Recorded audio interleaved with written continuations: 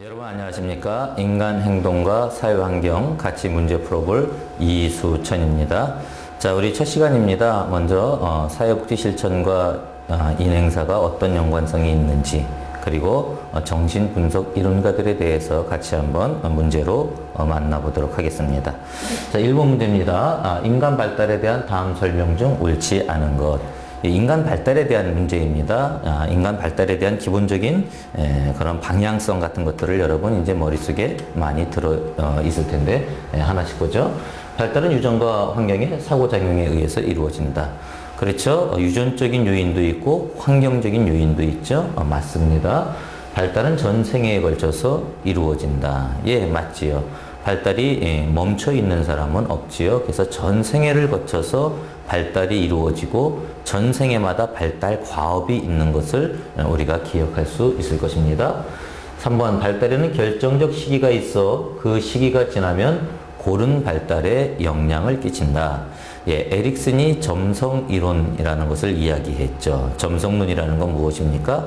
예, 발달이 이루어갈 때마다 그 이전 단계의 발달을 통해서 다음 단계가 발달되어지는데, 예, 그 이전 단계에서 발달이 제대로 이루어지지 않으면 다음 단계도 발달이 어렵다라는 게 점성론이죠. 따라서 결정적 시기에 이루어야 할 일들을 이루지 못하면, 예, 그 다음 발달에도 영향을 미칠 수밖에 없는 것이죠. 그러니까 결정적 시기가 있다라는 것도 맞고요. 그것이 지나면 고른 발달에 영향을 끼치게 된다라는 것도 맞습니다. 자, 3번에 발달에는 일정한 방향이 있다. 그렇습니다. 발달해 나가는 데는 일정한 방향성을 가지고 발달해 나간다라는 것, 이것도 여러분 기억해 두시기 바랍니다. 자, 발달은 연속적 과정이며, 여기까지만 이야기하면은 연속적 과정이라는 말은 맞는 말이죠. 그런데 그 다음 말 한번 생각해 보세요. 그 속도는 항상 일정하다. 벌써 여러분 3번 지문하고 같이 봤을 때에 결정적 시기가 있는 거하고 그 속도가 항상 일정하다라는 것 같이 보면은 뭔가 상충되는 모습이 있죠. 발달의 그 시기마다 어떤 똑같이 이루어지는 게 아니라 어떤 시기에는 빠르게 지나가기도 하고 어떤 시기는 잠깐 길게 지나가기도 하고, 그 속도라는 것은 일정하게 우리가 이야기할 수 없다라는 것, 정답은 5번이 되겠습니다. 자, 2번 문제입니다. 다음 설명으로 옳은 것을 모두 고른 것은, 자, 옳은 것을 전부 다 고르는 것이죠. 그렇다면 우리가 문제를 풀면서 맞는지 틀리는지 우리가 체크를 한번 해 두어야 한다라는 것이죠. 자, 성장은 주로 유전인자가 지니고 있는 정보에 따라 나타나는 변화를 의미한다. 이렇게 이야기합니다. 자, 성장이라는 것, 여러분 이 성장의 개념을 한번 생각해 보십시오. 우리가 이 문제를 풀 때 발달에 대한 기본적인 개념을 조금 이야기해야 됩니다. 자, 성장이라는 것은 정리를 할 때 어떻게 정리를 하시는가 하면은 사이즈의 변화다라고 이렇게 생각하시면 돼요. 키가 크는 것, 사이즈의 변화잖아요. 이런 게 성장입니다. 성숙을 이야기할 때는, 성숙은 뭐예요? 성숙은 유전적인 변화가 이루어질 때 성숙이다 라고 이렇게 우리가 정리를 해 놓으실 필요가 있습니다. 그런가 하면은 또 이 인간 발달에 있어서 학습이라는 것을 이야기할 수가 있습니다. 학습이라는 것은 무엇인가 하면은 훈련되어지는 것, 또 교육되어지는 것, 이러한 것이 있으면 학습이라고 이렇게 연결을 할 수가 있겠죠. 그 다음에 이거와 이제 더불어서 이 전체를 이야기할 수 있는 어떤 발달이라는 이 개념을 가질 때 또 우리가 중요하게 생각하고 있어야 할 것은 발달은 전 생애적으로 이루어진다. 앞선 문제에서 풀어본 것이기도 하죠. 자, 이러한 어떤 그 구조를 가지고 있으면은 문제를 푸는데 한결 우리가 쉽게 접근할 수가 있습니다. 자, 이 구조를 놓고 본다면은, 자, 첫 번째, 성장은 주로 유전인자가 지니고 있는 정보에 따라 나타나는 변화를 의미한다. 그냥 읽어볼 때는 맞는 것 같아요. 그런데 가만히 보면 성장이라고 이야기하고 있잖아요. 그런데 여기서 성장은 뭐라고 이야기하니까 사이즈에 커지는 것, 키가 크는 것, 이런 것에 따라서 변화되어지는 것을 이야기하잖아요. 그러니까 사실 성숙하고 성장하고 구분할 수 있느냐라는 이것을 물어보는 것이죠. 예. 저기서 유전인자라는 말과 성숙이라는 말이 매치가 되지 않죠. 예, 가번은 틀린 지문이 되겠습니다. 가번은 이제 틀렸다라고 이렇게 이야기해 놓고요. 자, 나번 학습은 훈련 과정을 통하여 행동이 변화하는 과정을 의미한다. 여기 보십시오. 학습은 어떤 것들이 나와요? 훈련이나 교육이나 이런 것이 이루어질 때 학습이라고 이야기할 수 있죠. 따라서 나번 지문은 예, 맞다라고 이렇게 우리가 정리해 둘 수가 있겠습니다. 3번 보도록 하죠. 성숙은 성숙이라고 나왔으니까 뭐라고 우리가 연결해 봐야 돼요? 사이즈라 그랬잖아요. 키가 크는 것 이렇게 생각해 보시면 쉬워요. 성숙은 유전자죠. 성장이 사이즈고 성숙은 유전적인 걸 통해서 이루어지는 거란 말이죠. 그렇다 그러면은 성숙 나왔으면 유전이 나와야 되는데 신체의 크기, 근육의 세기, 어떤 양적 증가. 예, 사이즈라는 게 바로 이제 양적 증가를 이야기하는 것이죠. 양적 증가. 이거는 바로 성장을 이야기하고 있는 것을 보게 됩니다. 그러니까 예, 이 답은 틀린 것이죠. 그럼 답은 지워놓고요. 자, 라번. 발달은 유기체가 생활하는 동안의 모든 변화를 의미한다. 여기서 유기체가 생활하는 동안에 일어나는 모든 변화가 발달이다. 발달은 전 생애적으로 일어나고 모든 변화를 다 포괄한다라는 것 맞습니다. 라번이죠. 그러면 정답이 어떻게 됩니까? 예, 나와 라가 있는 것, 예, 3번이 정답이 되겠습니다. 예, 다음 문제를 보면 그 인간 행동 발달과 이제 사회복지 실천에 관한 그 역량에 관한 그런 문제네요. 한번 또 우리가 같이 생각해 보도록 하죠. 자, 인간 행동 발달이 사회복지 실천에 미친 영향 중 옳은 것. 이제 또 옳은 것만 골라 내는 것이죠. 그럼 어떤 것이 옳은지 한번 생각해 봅시다. 자, 신체적, 심리적, 사회적 요인을 설명할 수 있다. 인간 행동이 발달되어져 가는 것을 통해서 사회복지 실천을 할 때에 이러한 모습이 어떻게 이루어지는지를 알아서 사회복지 실천을 할 수 있는 것이죠. 그러니까 맞습니다. 나번 발달 단계마다 동일한 발달 요인을 설명할 수 있다. 예, 발달 단계마다 동일하다 그러면은 우리가 공부할 필요가 없겠죠. 발달 단계마다 달라질 수밖에 없는 것이죠. 따라서 우리가 이 나번이라는 것, 이거는 동일하다라고 이렇게 볼 수가 없으니까 틀렸다라고 이렇게 볼 수가 있고요. 다번 클라이언트의 욕구와 문제를 파악하게 된다. 그렇죠. 지금 내가 맡고 있는 클라이언트가 어떤 발달 단계에 있는가라는 걸 봄을 통해서 그 사람이 가지고 있는 욕구가 무엇인지, 또 그 발달 단계에서 해결해야 할 문제가 무엇인지, 이러한 것들을 일반적으로 접근할 수 있잖아요. 따라서 답은 맞다라고 이렇게 이야기할 수 있습니다. 자, 라번 보시죠. 인간 발달과 사회 문제를 단순한 인과관계로 해석할 수 있도록 한다. 예. 인간 발달과 사회 문제를 인과관계로 해석할 수 있도록 한다라고 한다 그러면 크게 틀리는 지문이라고 볼 수는 없어요. 그런데 문제는 단순한 인과관계로 보게 한다? 여러분, 인간 이 관계라는 것, 인간의 문제라는 것, 이러한 것들이 단순한 문제로 이루어지는 것이 아니다라는 것, 이러한 것들을 생각해 보면 우리가 이 문제를 풀어나갈 때에 어떤 그 중요한 이 문제를 푸는 그 핵심 요소로 생각해 볼 수가 있습니다. 인간은 단순하기 때문에 단순하게 일반화할 수가 없고요. 사회복지 실천이라는 것, 인과관계를 찾는 건 중요하지만 단순한 그런 모습으로 실천할 수 있는 것은 아니다라는 것, 이런 것도 여러분 한번 정리해 두시기 바랍니다. 자, 그러면 맞는 게 무엇입니까? 가번 맞았고요. 또 다번 맞았죠? 다가 있는 것, 2번 문제, 이렇게 우리가 2번 이렇게 우리가 생각해 볼 수가 있습니다. 자, 여러분, 이런 거 이제 문제를 풀 때에 중요한 것은 확실히 문제를 다 알아서 푸는 게 아니에요. 문제를 다 알아서 푸는 게 아니라 내가 확실히 아는 것과 또 그렇지 않은 것, 이러한 것들을 구분해 놓으면은 문제를 풀기가 훨씬 수월하다라는 것이죠. 자, 이 경우에 일단 생각해 봤을 때에 낙원이라는 것이 확실하게 틀린다라는 것을 전부 다 알 수 있잖아요. 그럼 어떻게 할 수 있습니까? 낙원이 드는 걸 다 지워보세요. 낙원이 드는 걸 다 지워보면 어떻게 됩니까? 2번과 4번만 가게 되잖아요. 2번과 4번만 가게 되면은 벌써 둘 중에 하나를 고르면은 이 문제를 맞출 수 있는 확률을 20%에서 50%로 끌어 올리는 거잖아요. 그래서 다 맞는 걸 찾으면서 맞는 게 어느 거지라고 이렇게 여러분 문제를 풀 때에 당황하지 마시고요. 확실히 아는 것 있으면은 그 확실히 아는 것들을 지워보세요. 지어보면 남는 게 있습니다.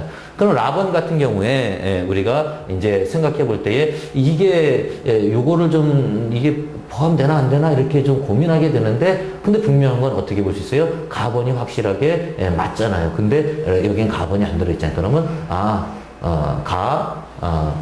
라번은 틀리는 거구나 라고 이렇게 우리가 생각을 해 볼 수가 있는 것이죠. 그래서 확실하게 아는 것, 모르는 것 이런 것들을 구분해 보면은 문제를 푸는데 훨씬 더 수월하다라는 것도 우리가 같이 한번 생각해 볼 수가 있습니다. 자, 다음 문제 한번 보도록 하죠. 이제 우리 정신역동 이론가 중에서 제일 처음에 나오는 프로이드의 이야기네요.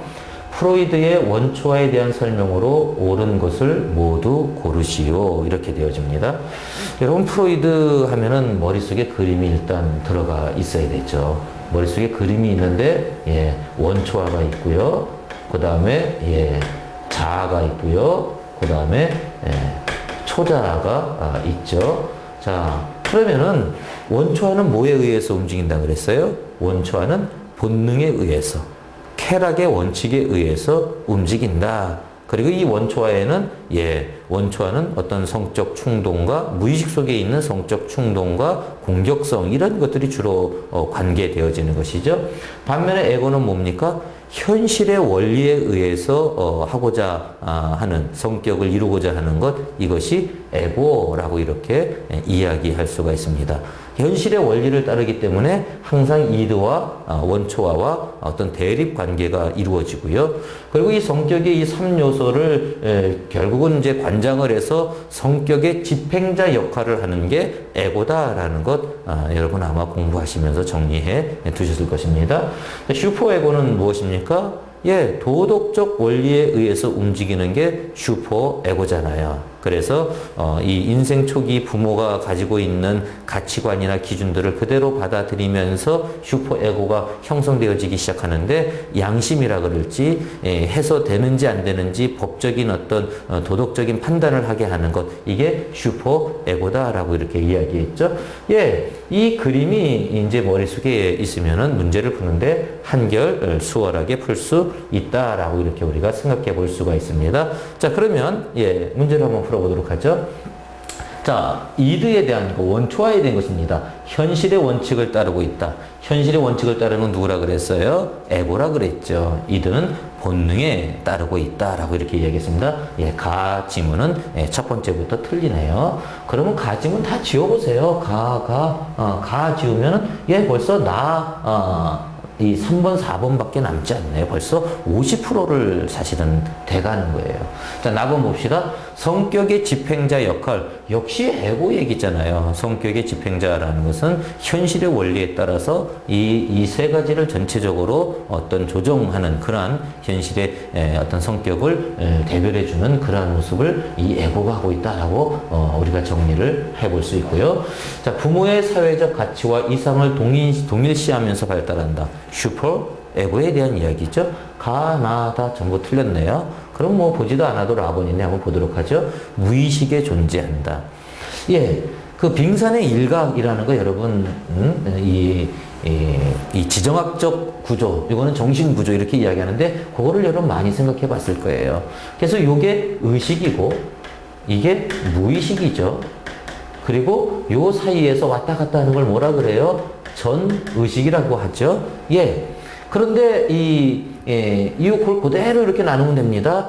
마찬가지예요. 이 무의식 속에는 이 원초와는 무의식 속에만 있어요. 이 의식 속에 나오는 게 아니에요. 그래서 원초에 대해서 이성적으로 알 수 있는 게 아니다라는 것이죠. 그런데 에고나 슈퍼에고는 의식과 무의식에 다 있는데 아무래도 이 의식 쪽에서 역할을 하는 이런 모습이 있다는 것이죠. 따라서 이드가 무의식에 존재한다. 어때요? 맞는 질문이 되겠죠? 그래서 정답은 라번이 들어있는 4번 이렇게 우리가 정답이라고 이야기해 볼 수가 있겠습니다. 자, 다음 문제 한번 또 보죠. 다음 문제 역시 프로이드에 관한 프로이드의 심리성적 발달 단계에 대한 설명 요인으로 옳은 것이라고 이렇게 이야기하네요. 한번 풀어봅시다. 첫 번째, 강문기, 남근기, 장복기, 생식기로 설명한다. 여러분 가만히 보세요. 뭐가 하나 빠진 것 같죠? 뭐가 빠졌습니까? 구강기라는 것이 빠져 있네요. 그렇죠? 그래서 구강기라는 게 빠져 있기 때문에 요 지문은 완벽한 지문이 아니네요. 자, 2번 총 8단계로 구성하고 있다. 총 8단계로 구성하고 있는 것은 누구의 이론이죠? 네, 그렇죠. 에릭슨의 심리사회 발달 이론이 총 8단계로 이루어져 있는 것이죠. 그러니 2번도 아닙니다. 3번 본능적 에너지가 행동과 사고의 동기이다. 자, 이 3번 지문 같은 경우를 우리가 또 한번 잘 생각해 봐야 합니다. 그렇죠? 우리가 이 프로이드의 그 성격 이론에서 중요하게 생각하는 것은 성격이 나오는 게 이제 리비도라는 말을 하죠. 리비도인데 리비도는 뭐예요? 어떤 성적 본능, 이것을 이 프로이드는 리비도라고 이렇게 이야기했습니다. 아울러서 여러분 리비도라는 말 똑같이 융도 리비도라는 말을 써요. 근데 융의 리비도는 성적 본능에 대한 이야기가 아니죠. 같은 용어라도 다르게 됩니다. 그런데 본능적 에너지가 행동과 사고의 동기이다. 맞아요. 그래서 무의식 속에 있는 이 어떤 이 본능에 의해서 충동되어지는 것, 이러한 것을 강조하는 게 이 프로이드의 그 이론이다라고 이렇게 우리가 생각해 볼 수가 있습니다. 그러니까 맞는 거, 옳은 것은 3번이 정답이 되네요. 자, 4번과 5번도 함께 살펴보도록 하죠. 구강기 때 원초와 자와 초자가 역동적인 상호작용을 한다. 여러분, 구강기 때에는 이게 상호작용하는 게 아니라 이드가 언제 나오는가? 이드는 태어날 때부터 있죠. 근데 에고는 2, 3세 때 이제 발달하게 되고요. 그 다음 슈퍼 에고는 4, 5세 때 이렇게 발달해 나가는 모습이 되어지죠. 그런데 구강기라면은 인생 초기예요. 태어나자마자 구강기잖아요. 그럼 구강기 때 이 모든 것들이 역동적으로 상호작용할 수 있습니까? 역동적으로 상호작용할 수 없지요. 그 다음에 자아를 성격이 자율적 구조로 강조하였다. 이 자아를 성격이 자율적 구조로 강조했다라고 강조한 사람은 이 프로이드가 아니라 누구겠어요? 자아를 강조한 사람은 자아를 강조한 거 아니에요. 프로이드는 뭘 강조한 거예요? 본능을 강조한 거예요. 본능을. 본능을 강조하고 있습니다. 자아를 강조한 거는 에릭슨의 이론입니다. 따라서 5번이 틀린 게 될 수가 있습니다. 자, 이때도 역시 마찬가지예요. 여러분 고민을 하게 된다 그러면 아마 요 문제하고 요거를 고민하셨을 것 같아요. 그러면 벌써 다른 거 다 재워놓고 요거를 남겨놓고 고민을 하다 보면은 문제를 풀 수 있는 확률이 50%로 벌써 정답을 맞출 수 있는 확률이 높아진다라는 것이죠. 이러한 어떤 문제 푸는 방법들을 문제를 직면했을 때에 떨지 말고 문제 푸는 방법들을 우리가 한번 활용해 보면은 좋을 것 같습니다.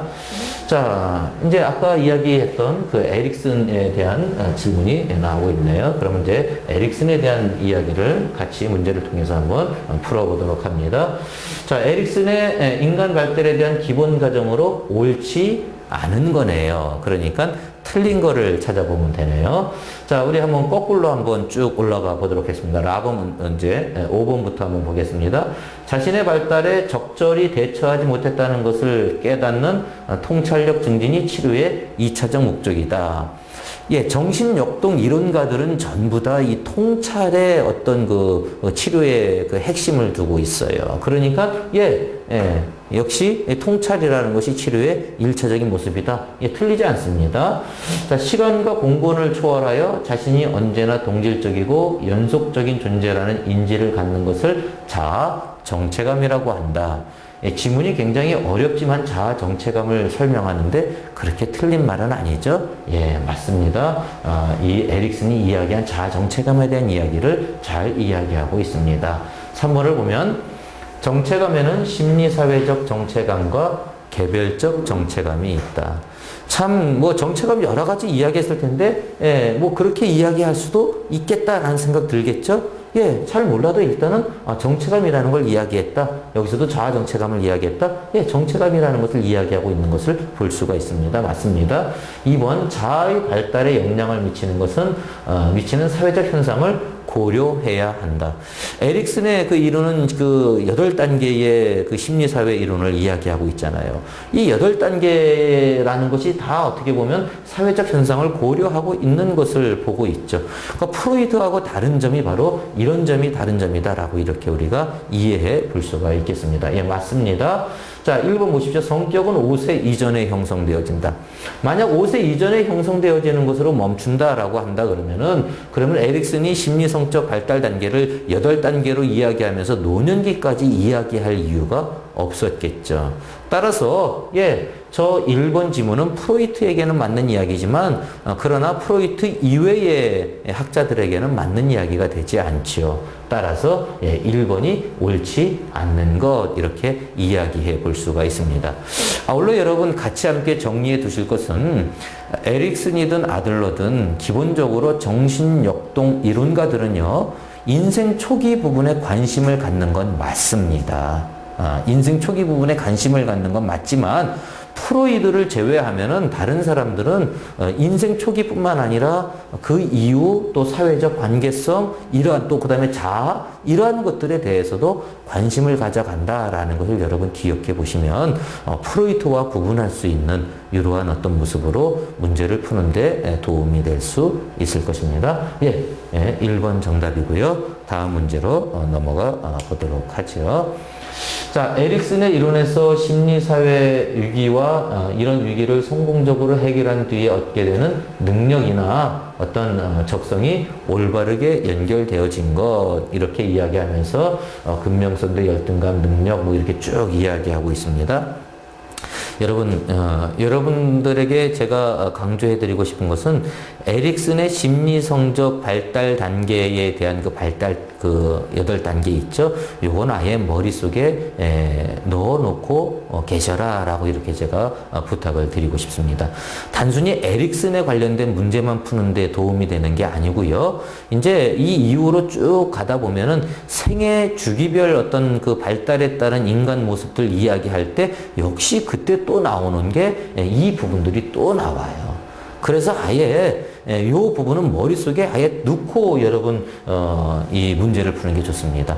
그러면요 인행사만 도움받는 게 아니라 실천론이나 실천기술론이나 심지어는 경우에 따라서는 지역사회복지론 이런 데 문제 풀 때도 함께 도움이 되어지는 것을 볼 수가 있어요. 그러면은 잠깐 우리가 그 8단계에 대한 정리를 한번 해볼 필요가 있겠습니다. 자, 유아기라고 맨 처음에 이야기하죠.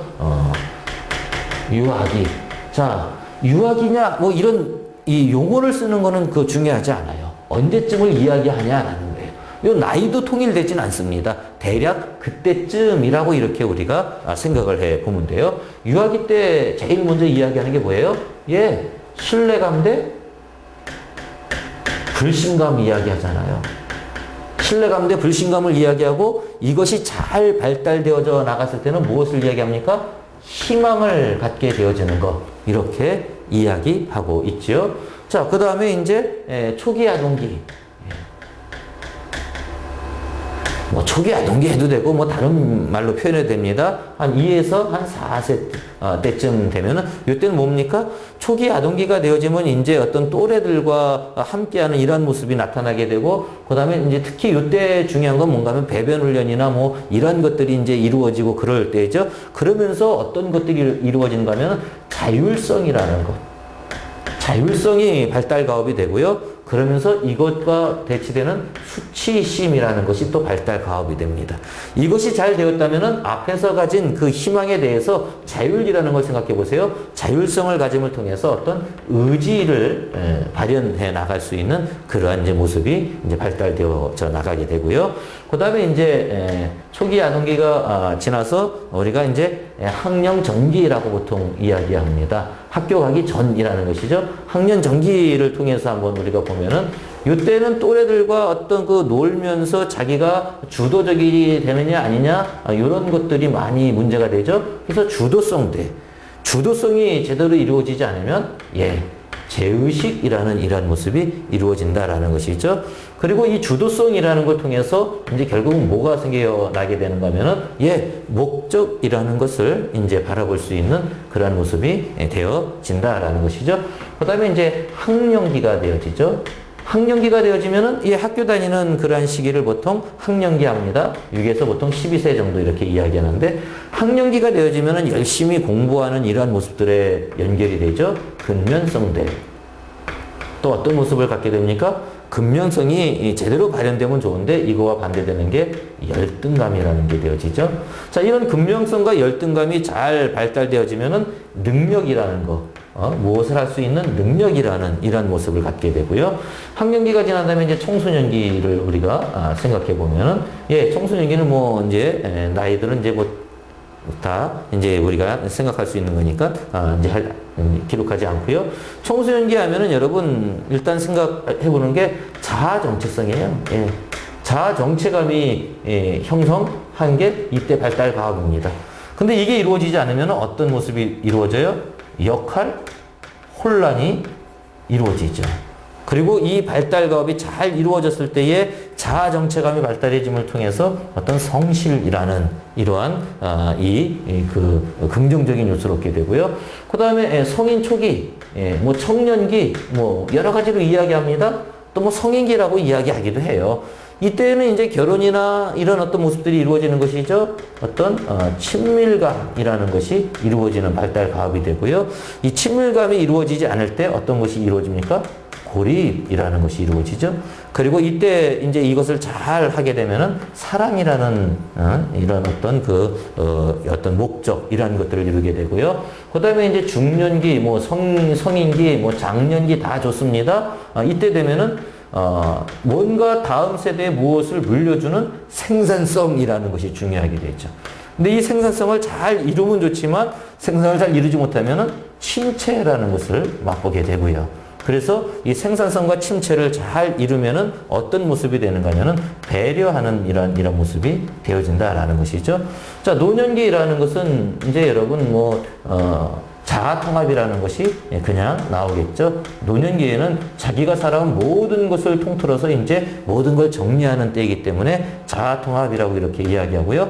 자아 통합이 잘 이루어지면 좋지만 이루어지지 않을 때는 절망이 이루어진다라는 것이 있죠.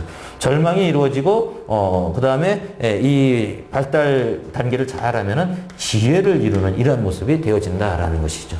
자, 이 에릭슨의 심리성적 발달 단계는요, 여러분 머릿속에 아예 넣고 계시면요, 그러면은 이 이후로 문제 푸는데 계속 도움이 되어진다라는 것이죠. 자, 그럼 한번 보도록 합시다. 자, 근면성대 열등감 한번 생각해 보세요. 근면성대 열등감이 언제예요? 학령기 때죠. 요때 만들어진 게 능력이라는 거.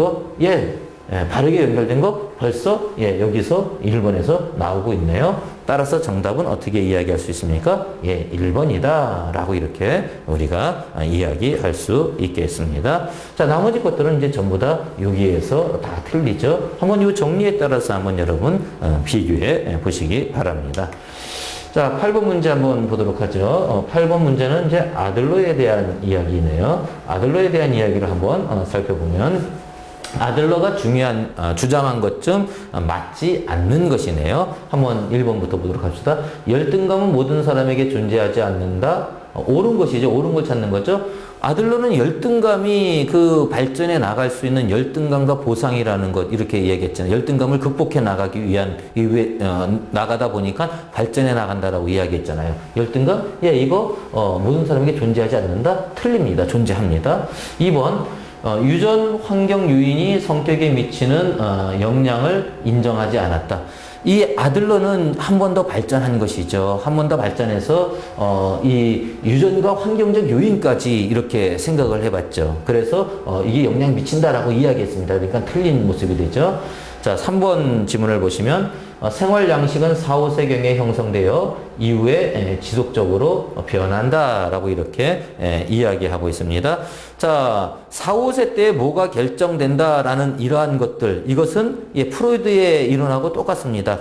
그런데 중요한 것은 무엇인가 하면은 거기에다가 고착시켜 놓지 않았다는 것이죠. 지속적으로 변화해 나갈 수 있는 것으로 이야기했다는 것이죠. 그러니까 틀립니다. 자, 4번 출생 순위가 성격 형성에 미치는 영향은 형제 자매의 수와 관련이 없다. 출생 순위와 형제의 수 이런 것들이 전부 다 관련이 되어진다라고 이렇게 이야기했어요. 그러니까 틀리죠. 그럼 맞는 것은 5번인데 한번 보도록 하죠. 창조적 자아는 개인 스스로 삶을 결정할 수 있음을 강조하는 개념이다. 예, 맞습니다. 창조적 자아라는 것, 이것이 이 아들러가 이야기한 주요 어떤 그 개념이다라는 것 여러분 함께 정리해 두시기 바랍니다. 자, 성적 욕구가 강한 여성이 남자에게 늑대라는 것을 자신의 욕구를 남자의 탓으로 돌리는 것. 자, 이건 여러 가지 그 방어 기제에 대한 그 이야기죠. 방어 기제라고 이야기할 때 여러분 이제 중요한 건 몇 가지만 한번 생각해 보세요. 먼저 투사라는 것은 남의 탓하는 것이죠. 남의 탓하는 것. 여기 가만히 보세요. 그러면 성적 욕구가 강한 것 누구 문제예요? 자기 문제예요. 근데 그것을 남자는 늑대이다. 누구에게 돌리고 있어요? 다른 사람에게 돌리고 있죠? 투사. 정답은 투사입니다. 자, 이 방어 기제 중에서 우리가 또 생각해 볼 것이 어떤 게 있는가 하면 승화라는 것도 한번 생각해 보십시오. 승화라는 것은 방어 기제 중에서 가장 어떤 바람직한 모습으로 방어 기제를 쓰는 게 승화라고 이렇게 이야기할 수 있죠. 그래서 사회가 용납할 수 있는 모습으로 이제 그 방어 기제를 나타내는 것. 폭력성이 있는데 폭력을 쓸 수 없잖아요. 그런데 어떻게 하는 거예요? 운동을 하는 것으로 발현해 나간다 그럴지, 그럴 때 승화라고 이렇게 이야기해 볼 수가 있고요. 또 방어 기제 중에서 두 개만 좀 더 여러분 구분해 두시면은 일반적인 방어 기제는 억압이에요. 가장 일반적인 것. 그리고 방어 기제는 무의식에서 일어나는 것입니다. 그런데 억제라는 방어 기제는 의식 속에서 이루어지는 것이다라는 것. 이것도 여러분 함께 구분해 두시기 바랍니다. 자, 10번 문제 보도록 하죠. 다음을 적절하게 설명하는 것끼리 연결하는 것은 무엇인가? 자, 요것을 설명하는 것끼리 연결하는 게 무엇이냐라는 것이죠. 그럼 이게 무엇인지 한번 보도록 하죠. 어느 민족에게나 태양에 관한 신화가 있고 어둠에 대한 두려움이 있다. 융의 분석 심리학이네요. 융이 이야기한 것 중에서 어느 민족에게나 태양이 있고 또 신화가 있고 어둠에 대한 거 있다. 무의식을 집단 무의식과 개인 무의식으로 나눴는데 집단 무의식이 이렇게 전달되어져 오는 것, 이것을 이야기한 게 바로 이 부분이죠. 따라서 집단 무의식에 대한 이야기인데 집단 무의식 속에서 집단 무의식들이 뭉쳐 있는 것, 그런 것들을 원형이라고 이야기하죠. 그리고 집단 무의식 속에 있는 그 모든 성격의 집단 무의식의 원형이라고 그러고 집단 무의식을 이야기하고 있죠. 그러니까 정답은 어떻게 되겠습니까? 3번이 정답이 되겠습니다.